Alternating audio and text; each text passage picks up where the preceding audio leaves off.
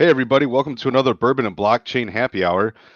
Tonight we have a special guest, Alex from Tactical Investing, and we also have our co host, Mr. Maverick. Mr. Maverick, how are you, sir? How are things? I'm great. I'm wonderful. I'm glad, Alex, that we were able to get you on. We've been talking about this for I don't know, like 2 months now. Like Wow. Yeah. right during the inception of our projects, when we Yep. started talking to people we trust, I reached out to you and we started talking Yep. for the community, just so that they know. Like Alex and I met actually in Austin at a crypto Right. convention, Coin Consensus 2022. So Yep. we've met in real life. You're a great guy. Thanks for coming on. But I want to see how great of a guy you are. So who you guys? Wait, wrong side. Wrong shirt. Who you guys taking for the World Series? It's 2-2 right Dude, now. no. You Phillies or Astros? gotta go Phillies, man. Gotta go Oh, Phillies. okay. I thought we were So. closer than that.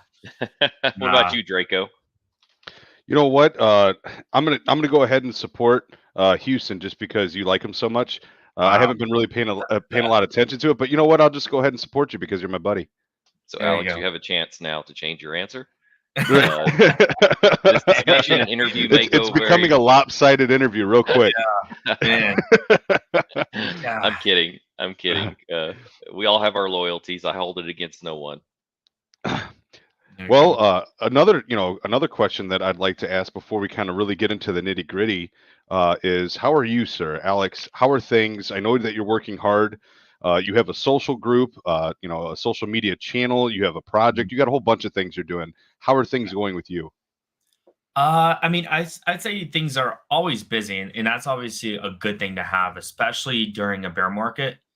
You always think things are busier in a bull market, but I think oftentimes it's just off more or less noise, and so you get to see a lot of that noise weeded out during the course of a bear market because you got to see, you know, um, projects that actually have legitimacy, projects that actually have some grit to them come out.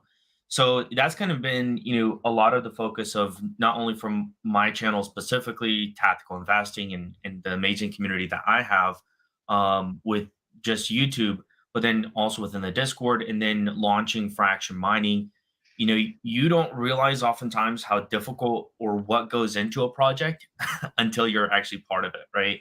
So that was the eye-opening event is all the things that are happening and all the things that have to come into fruition when it comes to a project. So hats off to you guys for doing this as well, because I know from my side of view, I know how difficult, stressful, and all the things that have to come together. So I can imagine it's kind of the same for you guys. Yeah, you hit the Yeah, nail on the head. We had a steep learning curve. The great thing about us is that, well, we've kind of grown together over the past year and a half, and so there's like a real sense of trust there between all of us and the project, the founders. Also, on top of that, we've managed to really create and foster some awesome friendships with people like yourself and Yeah. across, I mean, all walks of the space, creators, developers, artists. I mean, you name it. We Yep. have a pretty good list of people that we've become what I consider online friends. Sure. Yeah. But Like, it really does go a long way. It's amazing at how you can connect with people and how that can really foster and grow into something big. And then you take a really complex thing like establishing a project like fraction mining or like yep. bourbon and blockchains, and it makes it a whole lot more palatable when you have all those people surrounding you that can offer Sure. advice, help. I mean, it's been a good experience, but you're correct, stressful. Yeah. yeah. I Definitely. think the one thing that I would say to that is just the amount of getting everybody on the same page, right? So you constantly Mhm. have to have meetings and discussions about decisions because if Alex, if you wanted to do something, we're working a project together. If you go Yeah. off and just do that without communication, it could throw off a whole series of events where people are confused on your development team or your founding group or whatever it is. So you constantly have to make sure everybody's on the same page, and that means a lot of late nights and planning. And it's great. It's good to do, but I'm glad I'm doing it with people that I'm friends with and that I get Yeah. along with rather than people that I dislike because we talk to each other so much. We literally have meetings literally almost every night. where we have to talk about different things, different aspects of the project. So yeah, it's definitely challenging, I would say, but I'm having a great time doing it. Yeah, absolutely. And that's the thing is like oftentimes you'll have, you kind of mentioned it, right? You constantly have to have that get together that because someone that may be doing something on this side of the project needs to relay that information to everybody else. So it's definitely been a learning curve because this is obviously the first project that I found my passion behind and wanted to bring a team together. But it's definitely been a learning process too. Absolutely. Well, you know what? Since we're talking about our projects, if you don't mind, I would like to ask you some questions about fraction mining because I know that's your latest and greatest. It's something that you're really focused on. Sure. You know, so could you tell us a little bit about fraction mining and what you aim to solve? Or there's usually with projects, right? There's like there's a small mountain or a hill to climb, and there's a way to accomplish that task. So, what is it that you guys are aiming to accomplish with fraction mining? Sure, absolutely. And so the answer to that, Draco, is kind of twofold. And Maverick, you'd probably know this a little bit from maybe your experience in the industry, right? Um, the first big problem that fraction mining is solving is the opportunity to participate in proof of work from the retail side of things. So when it comes to mining cryptocurrency, whether that's Bitcoin, Cadena, Litecoin, oftentimes to be very profitable, and I think Maverick's got a ghost coming in or something. That's It's right. the dog. The I'm haunted, sorry. the haunted door. It's even worse when I have it locked and you just see something uh, banging on it. yeah, It's creepy. yeah. Well, anyways, so you have the retail side of things, and so typically when it comes to mining cryptocurrencies, you have three barriers to entry. So typically, it's the acquisition cost of the miner. The more profitable crypto miners in the United States, when it comes to Bitcoin specifically, you're looking at anywhere of a range of $3,000 to $4,000, and some of the even better newer ones, upwards of 6 to 7 thousand. Most people don't have 3 or 4 thousand, maybe even $6,000 laying around into something like this. On top of that, the second barrier is typically operating or even running the machine. In the United States, the average electric rate is around 14 cents. For me in Kansas, it's 15.1. So even though you can afford the miner, you can't afford to run it. And so right now, really the only solution for that is something like Compass Mining or Musk Miners. But even at that point, you're still paying an 8 to 9 cent per kilowatt hour rate. So they're only providing half the solution. And then thirdly, for some people even around the world or even in the United States, if you're living in an apartment, there's no way that your landlord is going to allow you to plug in an ASIC miner, much less even have 240 volts in your apartment. So that's kind of like the first portion of the first big problem that fraction mining is solving is what we've titled bringing mining to crypto or bringing mining to anywhere any I can't say it right. It's a little too late. Try again. You're bringing good. yeah, bringing mining to anyone, anywhere, anytime. So it's just pretty much breaking the barriers to retail. Now, the second part of what fraction mining is solving is called the mission of ZRF, zero routine flaring. I don't know, Maverick, if you have some experience in this with the oil industry, right? Dude. When you have oil sites, they have to flare off a lot of the excess gas. Well, the problem is it's so contaminating to the environment that the World Bank is wanting to have zero routine flaring by 2030. So it pretty much means, hey, instead of burning off all this gas and emitting, greenhouse gases, hurting the environment, what if we capture it, recycle it, clean it up, use it, the energy from that to power something, in this case, cryptocurrency mining, Mhm. instead of flaring it off. So most recently, we saw you don't think about it, but ExxonMobil actually mines Bitcoin. And so most people don't think of Exxon and think Bitcoin mining, but they partnered up a private company they partnered up with. They did like a pilot program with them for a year called Crusoe. And recently, Crusoe just received like $350 million in a Series C funding to take the flare that's usually going across, this is in North Dakota specifically, and instead of burning it off, they're capturing it, and 80% of the energy that's captured goes directly to mining Bitcoin. So you don't think of Exxon as a Bitcoin mining company, you don't think of Crusoe as a Bitcoin mining company, but that's what they do with the energy that they capture by helping the environment.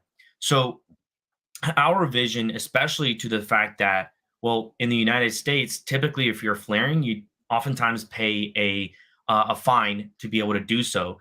And so if you can partner up with an oil site and go to them and say, hey, we're going to provide you the solution. And even some states are offering tax credits to people who don't do any flaring. So you come into a solution. We're speaking with a partner in Texas, that we can come in, we can provide the operational side of things, and because we're saving them the cost of having to pay fines to flare, we're able to capture that energy at absolutely ridiculous costs. I mean, you're talking about, operations being anywhere between 2.5 to 3 cents all in. The great thing So about that, Alex, is like all these people that it's just a sunk cost, right? They flare that, gas in the yeah, oil and gas industry anywhere there's no infrastructure there's to be nothing. able to, if there's no pipeline and there's oil there and they're wanting the oil, right? Then Yep, they're flaring off the gas. So really any profit is positive for them. And exactly. really the huge savings and the biggest push right now, I know it because we live it, is ESG. Ever since that's become a buzzword in the industry, Yep, all companies are being held to a higher standard. And right. really, it's not so much that they pay fines because it's not fines, but they all have a mission to achieve carbon neutrality by a certain year. Mm, yep, And in order to make that happen, they're having to buy carbon credits, right. which means like somebody has a huge solar farm or something Sure. somewhere. They're having to purchase those from people. It's kind of a Yep. big Ponzi scheme, but that's the road that we're going down, right? So Sure. uh, I think it's really awesome what you're doing. By the way, I actually know of some guys from Texas A&M who were the very, very Hmm, first to do it. okay. Period, and it happened. Uh, 6, 7, 8 years ago. I can't. Okay. Don't get me lying to you. But yeah, so it's not a brand new concept, but Yeah. it's not a concept that all oil and gas companies have been No. comfortable with until Yep. now when the ESG hit, Yep. ESG limitations hit. So what you're doing, in my opinion, with that is great. You're jumping on board the bandwagon when the timing is perfect to Yep. execute something like that. Yeah, and absolutely, and seeing the fact that ExxonMobil, which by far could be one could consider to being one of the largest oil companies in the Hmm. world, right? Getting involved in something like this speaks volumes. And maybe something we'll talk about later on is the fact that when you look at most of the crypto mining companies, a lot of them are on grid solutions. And so but they'll claim that they're 100% energy. There's a lot of things that go in 100% renewable. There's a lot of things that typically go into that. But, when you've seen Compute North go bankrupt, you're seeing Core Scientific struggling to pay their loans. The problem is most of those companies are on grid. So when you're starting off already ahead of the competition of what anyone else is doing, you're starting Sorry, guys. and aligning yourself with the future of cryptocurrency mining. The future isn't going to be on grid. That's why you saw the stuff happening in New York the way it was. So Right. the way we're starting off is aligning ourselves with the future of cryptocurrency mining, which I truly do believe is through the flaring process. No, I agree with you. I think that that's a really smart move. I think it's intelligent to try to start looking at the future and planning for the future, and that's what you guys are doing with your project. But it's funny the way that you describe that. Maverick and I do a lot of interviews and AMAs with different projects, and when we describe what we're doing, there's a lot of similarities between kind of what we're doing together. Sure. One of the things that we talk about specifically, you're working with proof of work, the proof of work mechanisms in mining, right? We Sure. are operating in the world of proof of stake. Yep. And one of the things that we bring up when people ask or when we introduce the project is there are barriers to entry for proof of stake as well. Mhm. So not everybody can run a validator. Now, people can stake different assets, but if you were to have, for example, let's say you had $500 for investing, if you stake to one project at $500, you would only get rewards or be exposed to that one project. Yeah. Whereas what we're trying to create is a large basket of projects where that $500 is actually diversified through many different projects Sure. through on-chain delegation, on-chain staking, and validation. So I see a lot of similarities, just a different, it's a different cut, right? We're just a Yeah. little bit different, but we're trying to kind of accomplish similar tasks. Yeah, absolutely. And I think there's, everyone's gonna talk about the differences for, proof of stake. There's a lot of people that love proof of stake, and there's a lot of people that absolutely love proof of work, right? And so, the major line that was drawn most recently was with Ethereum's merge, right? Right. Everyone loved Ethereum proof of stake, and everyone loves Ethereum proof of work, but you have pros and cons to both of them. And Right. so it's very interesting, and I think in many ways you can have your cake and eat it too in this scenario, Yeah. right? Because to a certain extent, I don't think Bitcoin would be Bitcoin if it was proof of stake. So there's definitely benefits and negatives to both aspects. Yeah, I completely agree. And, I listen to Michael Saylor all the time. And when he talks, I listen. And, obviously he's a maxi and you have to take what he says sometimes with a grain of salt. But when he describes the Bitcoin network and what backs it and why it's valuable, there's so much to it that people don't really understand. There is a hundreds of millions, if not, multi-billions of dollars across the entire world that's decentralized of Mhm. equipment that's running this network. It's Yep. one of the largest, most decentralized networks in the world. So Yep. when people say like, "Oh, Bitcoin is worthless," that is not true. Bitcoin Yeah. is backed by, tens of or hundreds of millions of people and billions of dollars worth of equipment, spread out throughout the world. And Yeah. it's backed by investors that hold the actual tokens. So there's a lot more to it than people think.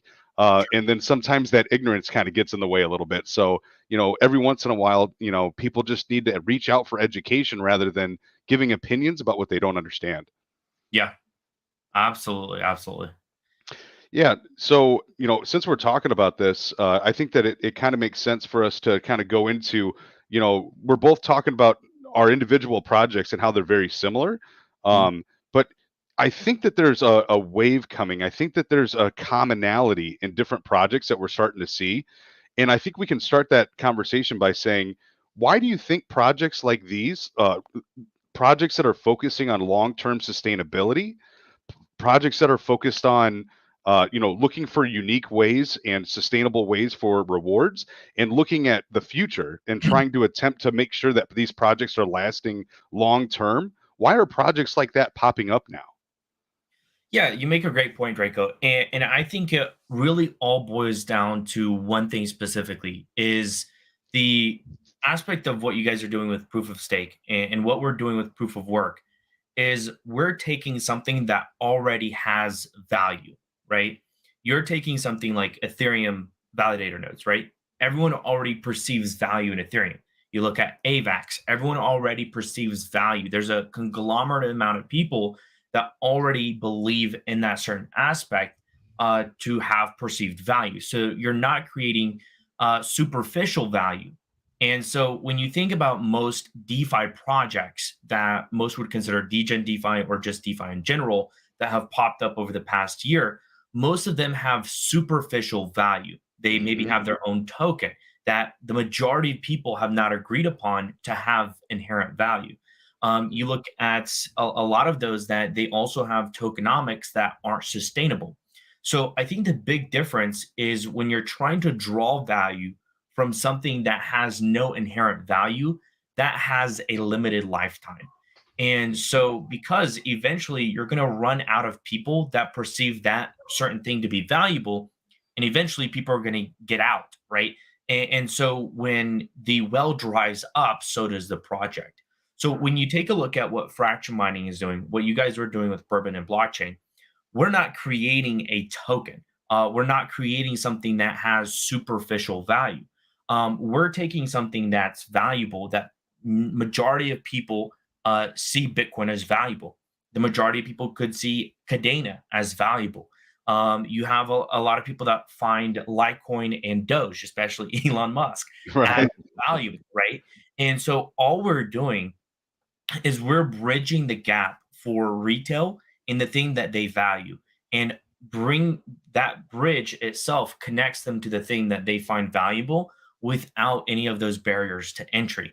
So it's the same thing that you guys are doing, right? People see, let's just say 50, you have to have, what is it, 32 Ethereum, right? For a validator node, right? Right. Majority of people don't have 32 Ethereum in their wallets, but they want the value that comes from a validator node, and they already know there's value in Ethereum. So when you bridge that gap and connect them with those two, then you have a perfect solution for the individual. And you're not trying to force them or try to facilitate something that to try to make them believe it has value because Yeah. that belief is already existent.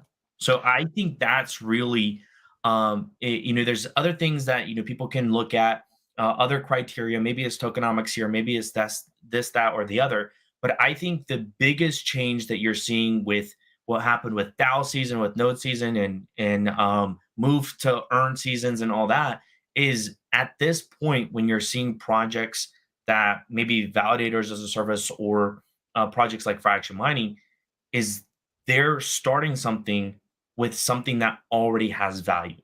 I think that's really the biggest thing for me, Draco. I tend to agree, Alex. I've looked at DeFi as a whole for the past year.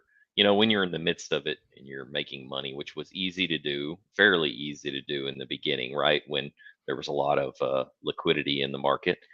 It was easy to be blinded. But I think people that are sick, that have stuck around, that are seeing how things manifested and ended up, I think they view those more of an experiment now Yeah. than a real business model.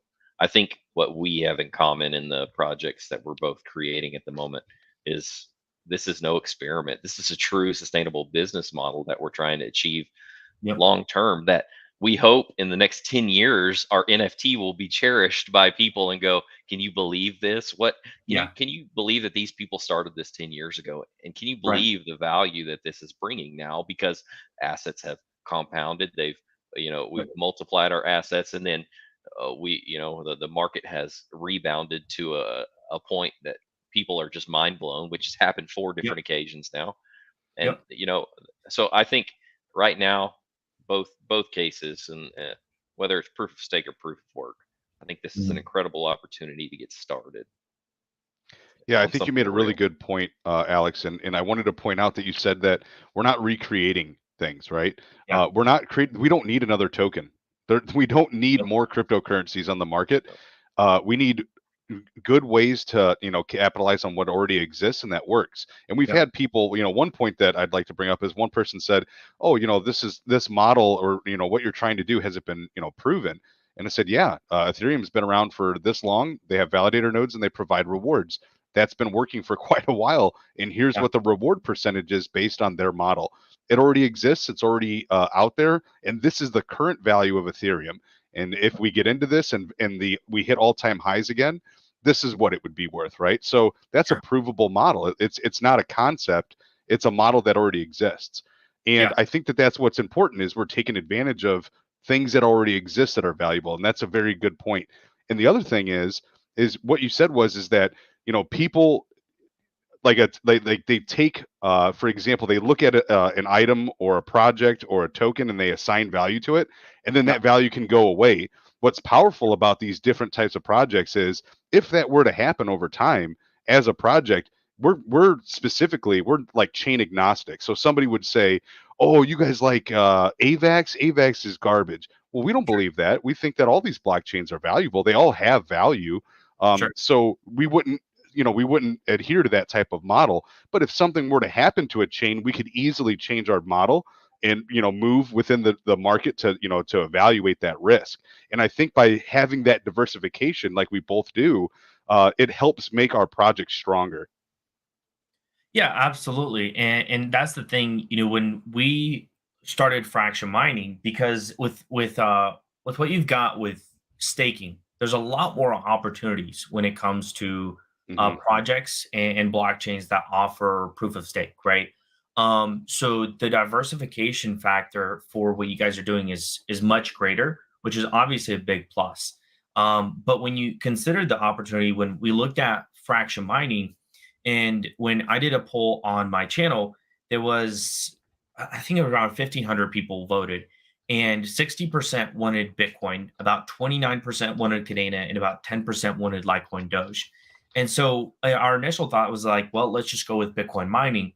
But then we started to think about it and we're like, well, we want to provide a diversified approach to everything proof of work related. So that's why we're launching Bitcoin, we're launching Cadena, we're going to launch Litecoin after Litecoin Doge, merge mining, and then get into a field of what we call a diversified compute service, where you can have an option where one specific container can have multiple different proof of work cryptocurrencies in that container. The reason Nice. being, so when you consider Cadena, right, before Cadena blew up the 28, 25 in the bull run, Cadena really wasn't too profitable to mine. And then all of a sudden, Cadena was like people were making $300-400 a day. And so the idea is, what are the opportunities that you could get involved in others? Like for me specifically, I like Nervos CKB. We saw Bitmain just recently do a little bit of a tease on their new Nervos miner, which is impressive knowing that Bitmain just got into Cadena and now they're getting into Nervos. It's a multi-billion dollar company. So when they go into certain fields like that, it's not because they can, but because they want to.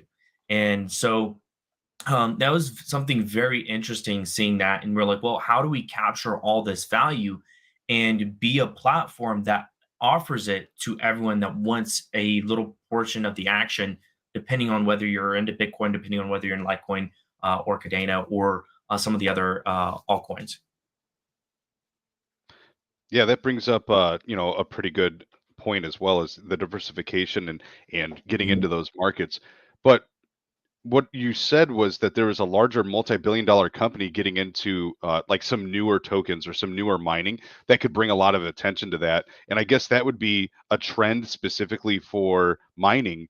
But I Yeah, would like to ask for our next conversation piece is what sure. do you see as being a potential trend in the crypto markets? We'd already talked about briefly the things that have failed in the past that were trends that everybody kind of caught on to. What do you see as being the next trends? And I think that we both have similar, maybe different, but similar ideas of what could be coming down the road as crypto trends for this market.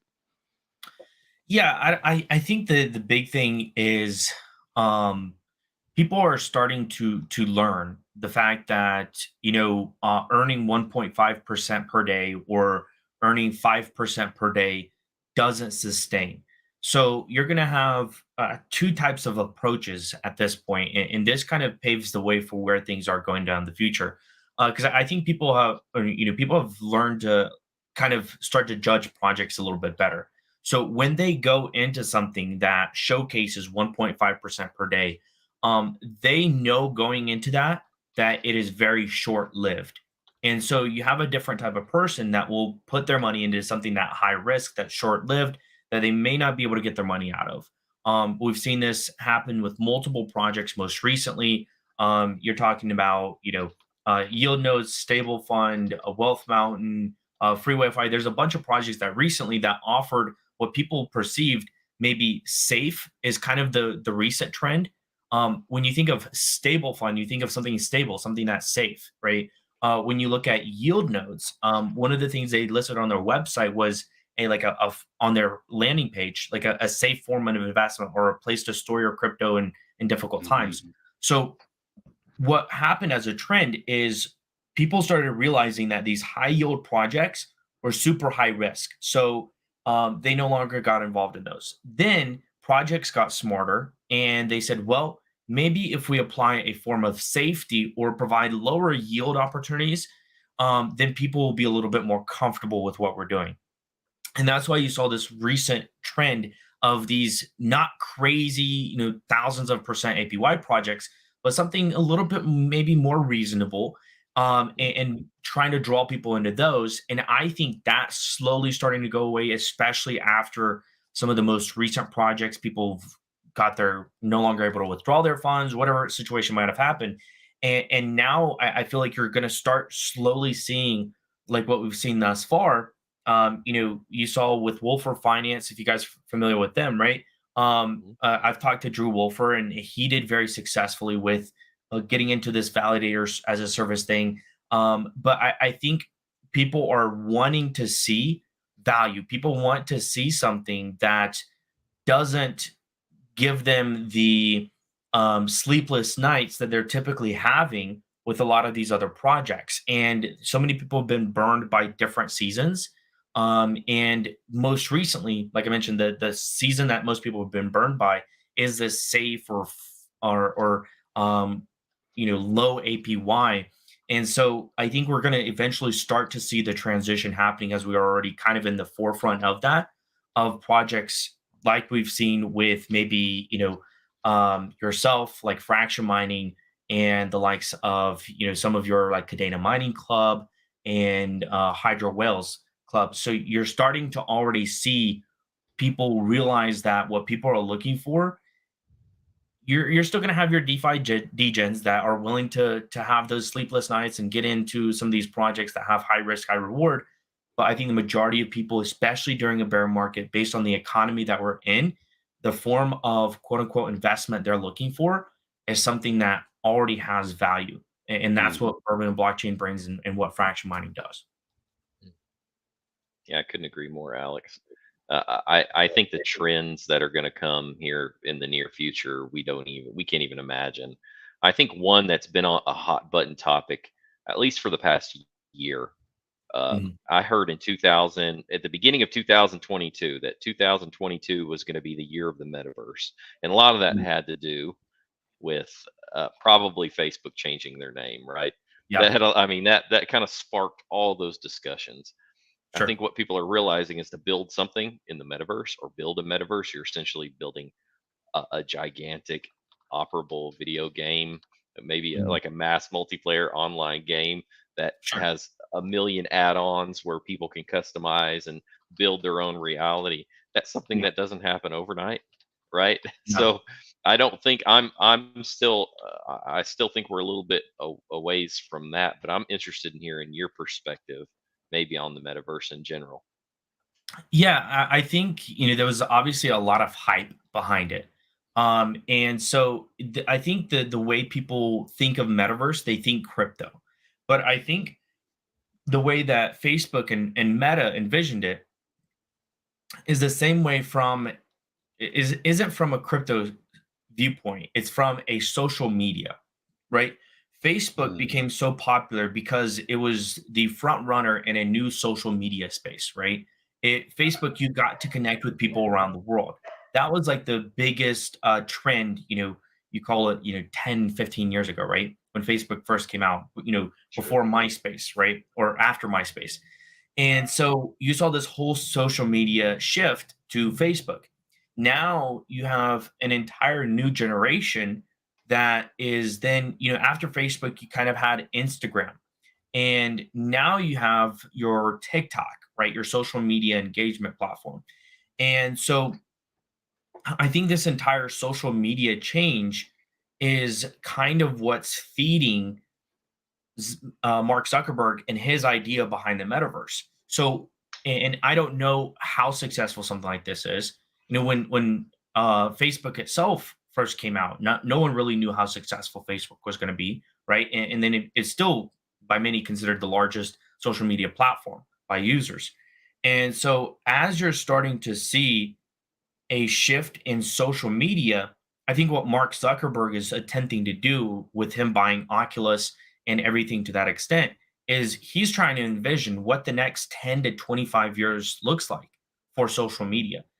I, no one really knows what the next 10 years is going to look like in social media. And so if virtual meeting, because used to, it's all about how you connect with people, right? And Hmm. so as that has shifted, different ways of connecting with people has also shifted.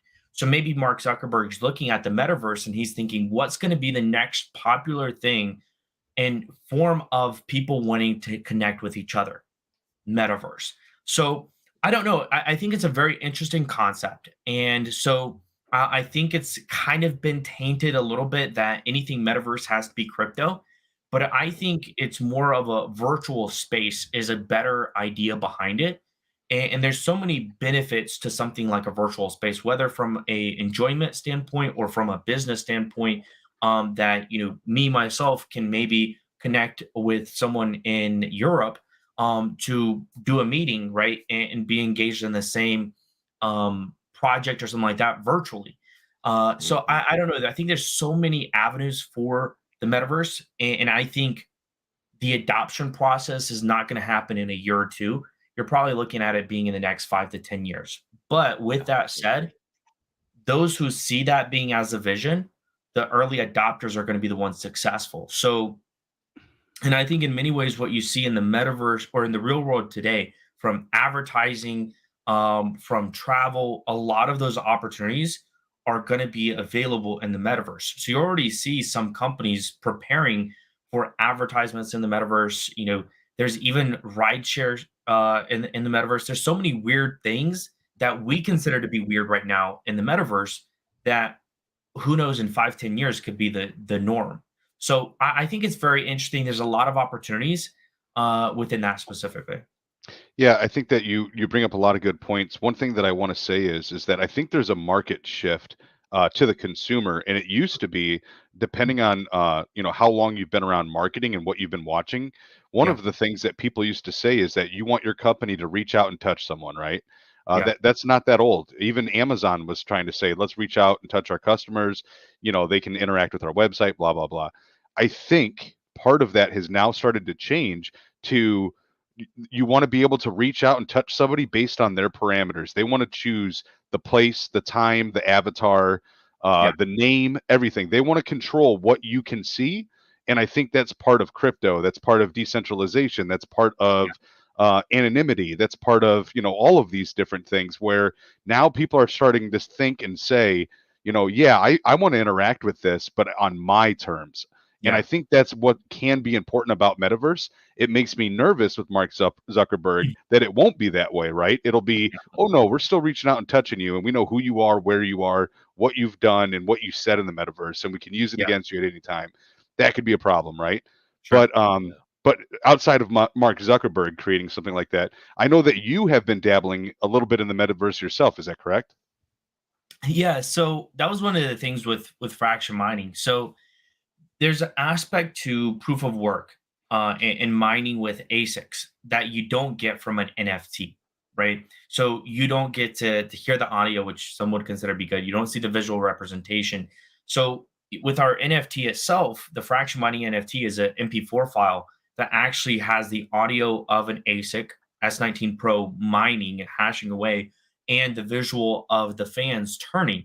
So it's the idea that we wanted to bring and I wanted to bring to fraction mining is not only bridging the gap, but also connecting people that are involved in fraction mining as close as possible to the actual process. So the first way we did that was with the NFTs, right? The second aspect to what we did with that was we're building out a virtual representation of a crypto mining farm that's based on a flaring site. So what it allows us to do is people able to tour the containers that we have set up. You can see which ones are Bitcoin containers, which ones are Cadena containers. You can see all the specs behind the containers. You can walk inside the container and see all the ASICs that are designed. Now, on top of that, just from a consumer standpoint, they're able to kind of see something they normally wouldn't see in real life, right? Most people don't go and tour and get the experience of a mining farm when like we did when we went and toured, excuse me, musk miners in Louisiana.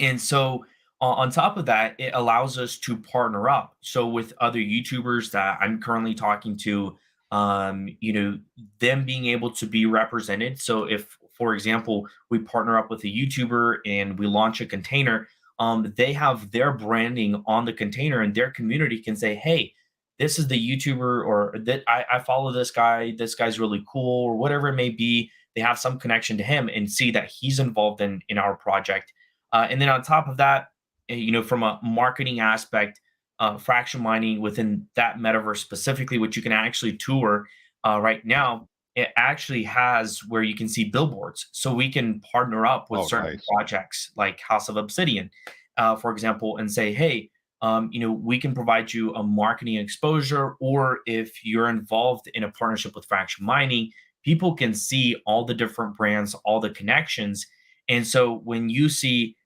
hey, my friends are involved in this, you have you have this type of feeling that you want to be like everybody else, right? It's the herd mentality, right? You want to be in things that your friends are in. You want to be involved in things that others that you know are involved into. And so that's the beauty behind what we've done. We've only worked on it for about a week and a half. Our developers actually worked on it. I can drop the link to it. Can I not? Yeah, Yeah. absolutely. Well, you can even share if you'd like, if If you you have want it to on share your your screen, you screen. can pull it up. I can tell you this: you're talking about people wanting to get involved already, and FOMO already being created for this. I can tell you that I would like to be in there. Bourbon and Blockchain needs to have some prime real estate right inside there. I know we can work on that. Yeah, and the thing is, like, just seeing the opportunity that's involved in something like this, and obviously, I don't know how well this is coming through, um, or if it's a little bit. I think it's a little blurry on my side. On my side, No, uh, no, I can see through it. Yep, yep, you can see through it. Okay, yep. all right. So I'll go ahead and give you guys a short tour. Hold on one second. So wait, you built this in a week and a half. So our developer is the one that's worked on this in the past week and a half. Um, so you can see all of the Bitcoin, the Cadena, the different miners that we have, and you can actually go up to the specs, and you can see all the specs of the miner. You can see the details behind the ASIC. Um, Now this obviously is not the. Hold on, shift around real quick. Um, so you've got the different miners. Those aren't the containers. That just represents. We also have the list of everyone who's a OG member. So we only have Wow. 500 spots. So you can see your name on here. You can see, okay, I'm a fraction mining OG member. You can kind of see the aspect of, you're like, oh, I know him. He's on that list. You kind of want to have that feeling of involvement. And then you have the something that you'd probably appreciate. Um, with the billboard. Oh, here we go. So you can see the billboard up here. So that allows us that if we're like, hey, we're partnering up with so and so, and we can advertise our partnership with, Bourbon and Blockchain kind of thing. You can see the flare that's coming out the top. Now, the idea and the concept that we have behind this is that as we add containers, once it's official, that flare gets decreased based on the output that we have on the mining containers. So you can see Wow. Bitcoin mining containers. You can see um, on here, it'll have all the specs.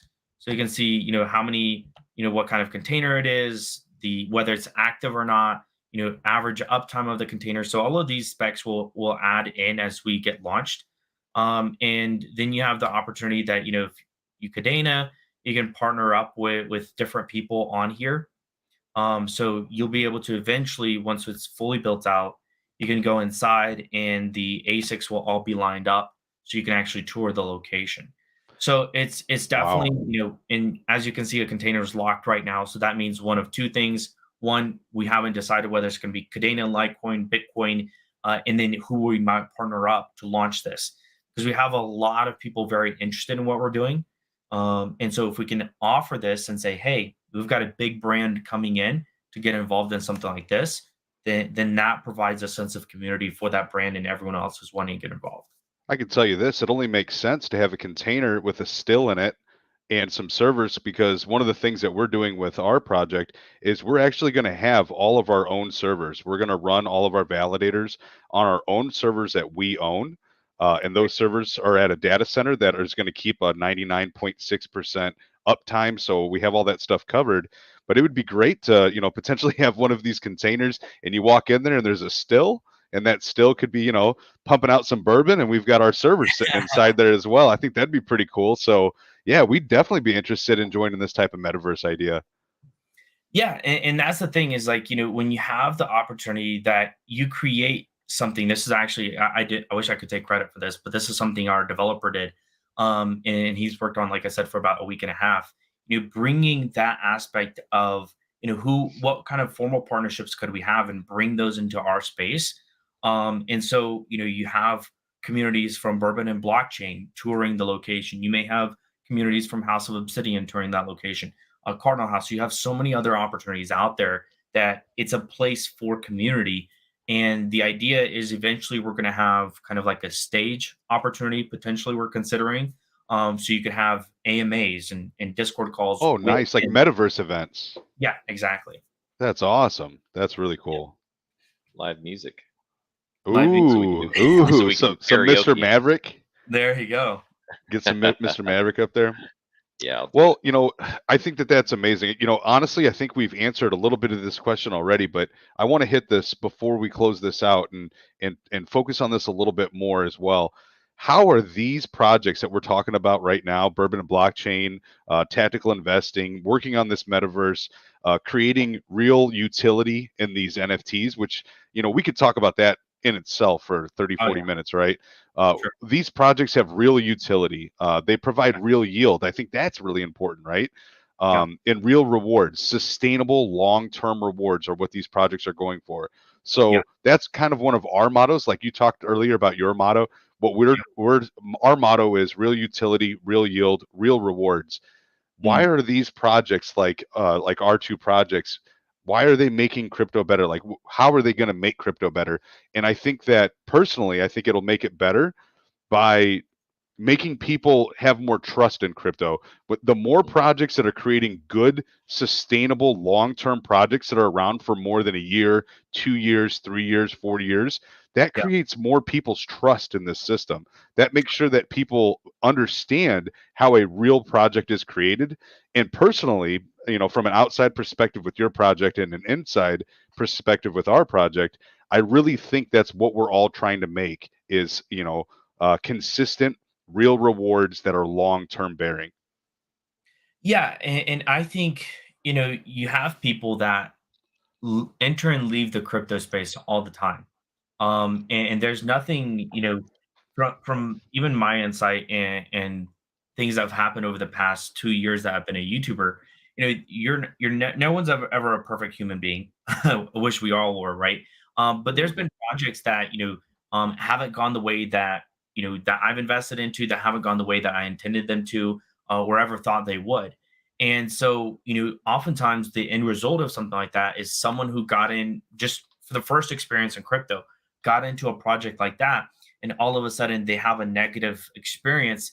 They may get burned through that project, and they're like, okay, they throw their hands up in despair. They leave crypto forever because they have that bad first experience and first impression. So I think the value that something like this brings is it shows that the space has value, that the space, there's opportunity and there's value that can be created in the space, that doesn't have to exist just for a year, or that has the opportunity to, whatever you invested, to be completely lost.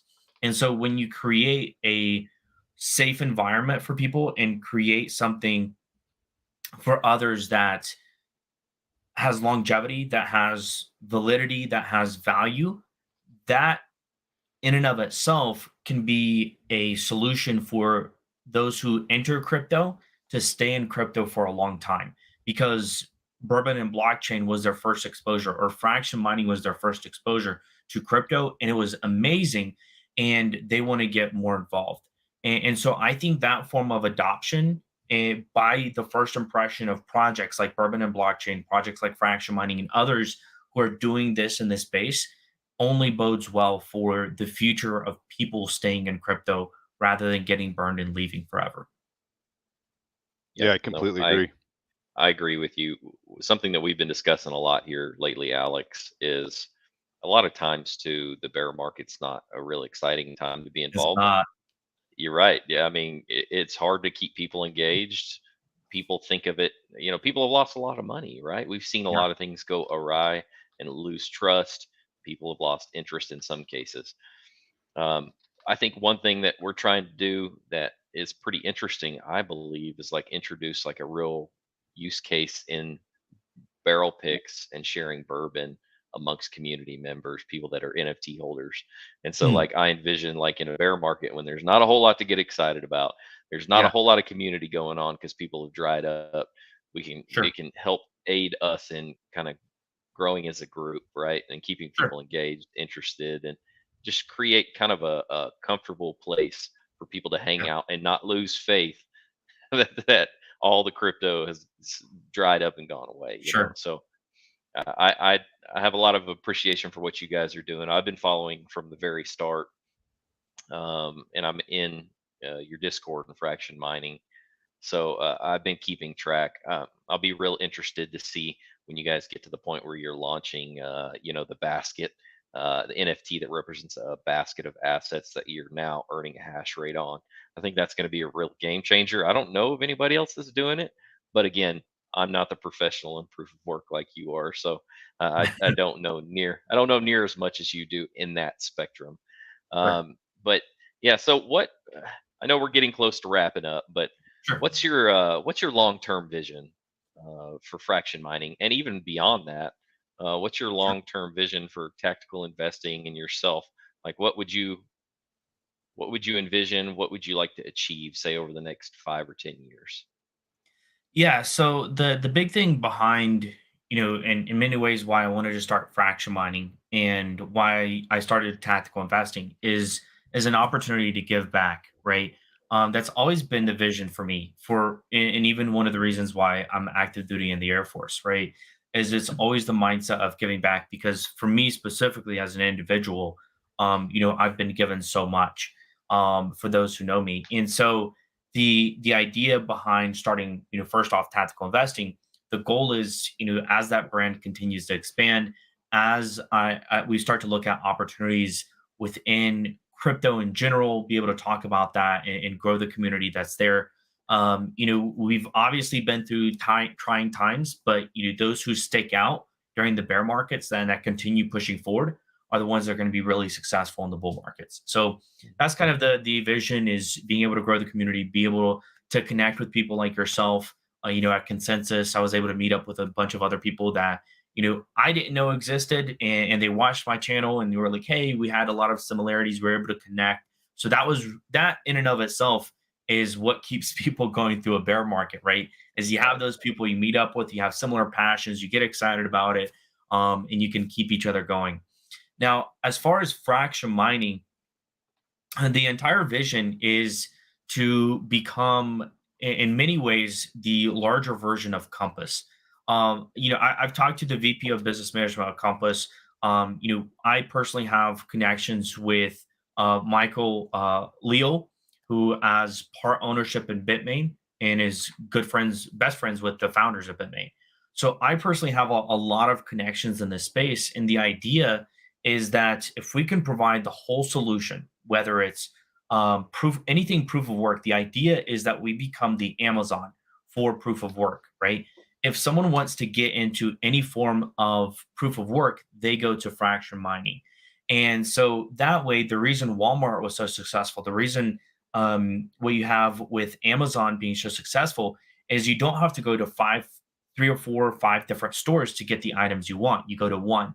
And so if fraction mining is the one solution for all your problems, then all your problems are solved with one solution. And so when you can trust that one solution, you typically stay with it, right? If Amazon, for example, was a terrible solution for buying digital representation of items you don't actually have, because that's exactly what Amazon is. Most people really don't think about it, but the items that you buy on Amazon are just digital representations of the real thing. Like it's really weird. Like most people don't think about it that way, but in many ways, that's what fractional mining is, right? You buy a NFT, which is a digital representation of a portion of the hash rate the NFT represents. So the big thing for us is like our long term vision is to become that one platform based on our model that people are like, well, I want to get involved in Bitcoin. I can go to this project, but then this project doesn't offer Cadena or Litecoin Doge. So now I got to go research on another project to see if they offer it. Now they're involved in 5 different projects that have different models, that have different structures. Some they trust, some they don't. And so when you have something that provides the solution for everything. Our long term vision is to have about 48 containers or so, which would put us up there passing Compass mining in the long term. And that's the vision, is when you are setting yourself up for the future of cryptocurrency mining. I don't think that kind of vision is difficult to achieve.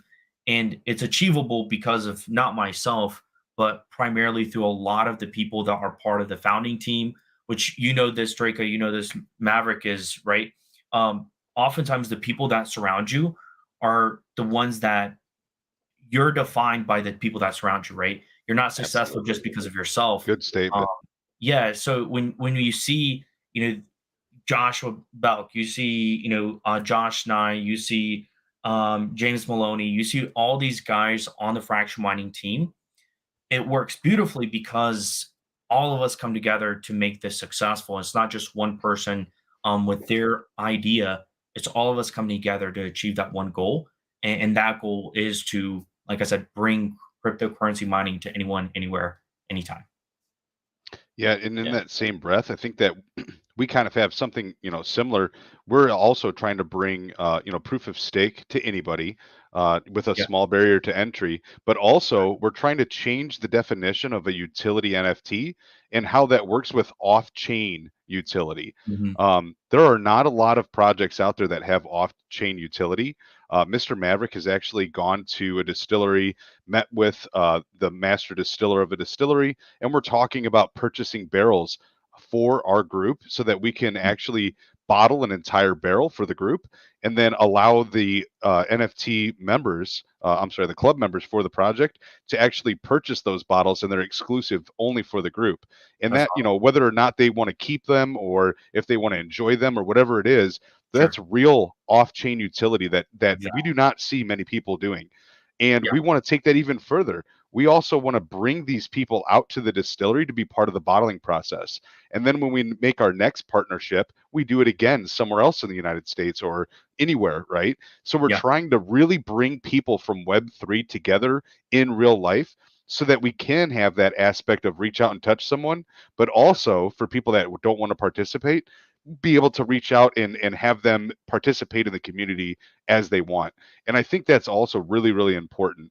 So yeah, I think we have a lot of aligned goals and missions, and I think one of the last things that we want to do is make partnerships and friendships with other cryptocurrency projects and other leaders in this industry so that we can all band together to make crypto better. Crypto's not going to get better if people don't formulate a large group and say, hey, you need to have a higher standard.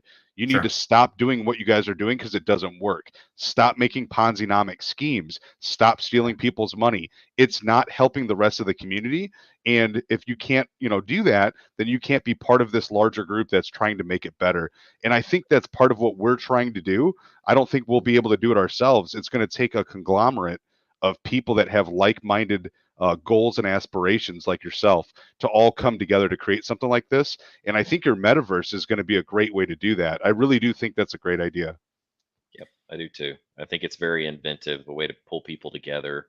And then as you find like-minded organizations that are building, right, that are trying to achieve something great that really benefits communities, without Yeah. Ponzi-nomics, things that have more of a safe structure. They're operated as a business, not out of somebody's mother's basement. Yeah. There's I say this, but this is true. This is the way the It space is. has been. And then, Yeah. but having that metaverse that you're building, it's an incredible opportunity just in that spectrum to be able to pull a bunch of like-minded, trustworthy people into the space so that when people enter your metaverse, the fraction mining metaverse, they have more of a confidence in the fact that you have relationships with these people, that your community has maybe talked with these people and has done their homework. And, it's people you That's see big. as being like upfront, forward, Yeah. straight with the communities that is truly bringing benefit to the communities as a whole. So that's Yeah. just my as you're walking through and showing us the metaverse, I was thinking, oh man, you know what that could do if you could build like it's almost like a circle of trust, right? Yeah. And you and fraction mining hold the keys to that circle of trust. So I think that Yeah. that's a great concept. I I've been following, like I said, since the very beginning. We really believe in lifting people up that we believe in, and it's mutually beneficial to have you guys on the show, Alex. We really like you, and we look forward to participating in the mint. I'm sure some of you are going to participate in ours. It's a good way to support the communities and let the communities know who the good players are out there. So Yeah. I was really glad we could make this happen.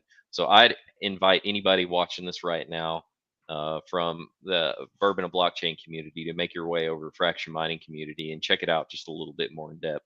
And vice versa, if we've sparked any interest in those fraction miners over there, then come on over to Bourbon and Blockchains and do a little bit more research and talk with us founders.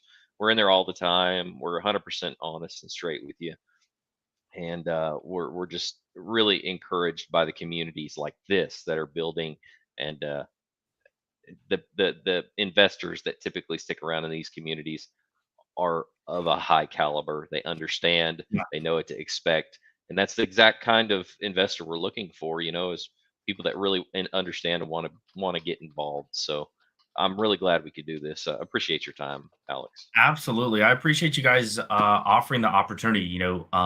It's great to be able to meet up with people with similar visions, similar aspirations for the space of cryptocurrency. So, with what you guys are doing, having had our conversation before, been following your guys' project as well, it's a different approach, but it's with the same mindset, right? And the same intentions. So that's the beautiful thing behind it. And I knew that, since we met at consensus, right? So, I think that's the nice thing and the beauty behind knowing other people in the space that have similar mindsets and similar approaches, and those that actually take the initiative to actually capitalize and actually act on those. Awesome. Well, hey, Awesome. I'll ask one last thing, Draco, if you don't Sure. mind. Um, Alex, would you mind handing over a few OG spots or secure mint spots for any members of our group that might want it, or do you have any left? Yeah. And vice versa, we'd be willing to offer your group or any of your people a certain number, which we haven't talked about before this, so No, we you're can good. work out all those details. But Sure. yeah, just wanted to make that offer because our communities. I know I've seen a few members mention fraction mining, so that may be an opportunity for them to get involved, and vice versa. Yeah, absolutely. So obviously, we'll have to. There's probably at least 10 whitelist spots that we can kind of give out. So I don't know how you want to reach out to your community and say, "Hey, we've got these 10 whitelist spots for Fraction Mining Discord. Here's how to get involved." So I don't know how you guys want to do it in your Discord, Yeah, but first come, we'll first definitely serve. there you go. First come, There you go. first serve. So Absolutely. the 10 available. Yep, and we have some available for your group too. Our secure mint spots, which are like our whitelist, we have those available for you too. So that's awesome. We really appreciate it. Perfect. Yeah, just obviously we can chat after this and we can get something arranged for that. Perfect. Awesome. Well, Well, you know I'll what? Thank close you this for your out. time. Go ahead. Yeah, go ahead, Draco. No, I'm No, no, no. sorry. You're the best at closing it out. You're the No, best. no, no. We're both too nice. Sorry. Hey, thank you guys for tuning in. Thank you, Alex, for showing up Appreciate and it. bringing all this info to the community. Always valuable. And guys, we'll see you next Tuesday, Monday or Tuesday, for the upcoming happy hour. So thanks again for tuning in, and come visit us in the Discord after this. All right, Perfect. everybody. Have a good night. See ya. Thanks, guys.